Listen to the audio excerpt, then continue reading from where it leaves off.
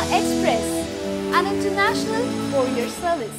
తెలుగు సినీ ఇండస్ట్రీలో వచ్చే వారం ఆగస్టు 11న 3 సినిమాలు విడుదలకు సిద్ధమవుతున్నాయి.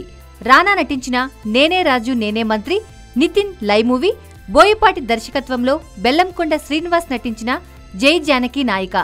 ఆగస్టు 11వ తేదీ బాగా కలిసొచ్చే తేదీగా టాలీవుడ్ వర్గాలు భావిస్తున్నాయి. ఎందుకంటే వరుసగా హాలిడేస్ వస్తున్నాయి.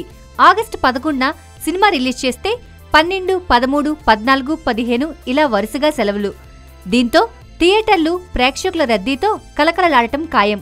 టాలీవుడ్లో త్రిమూర్తులుగా పేరు తెచ్చుకున్న ముగ్గురు బడా నిర్మాతలు దిల్ రాజు, సురేష్ బాబు, అల్లు అరవింద్ మొత్తం థియేటర్లు గుప్పిట్లో పెట్టుకుని వీరు కనుసన్నల్లోనే టాలీవుడ్లో అన్ని పనులు జరుగుతూ ఉంటాయి. అలాంటి ముగ్గురి మధ్య ఇప్పుడు వివాదం రాజుకోవడం జరిగింది.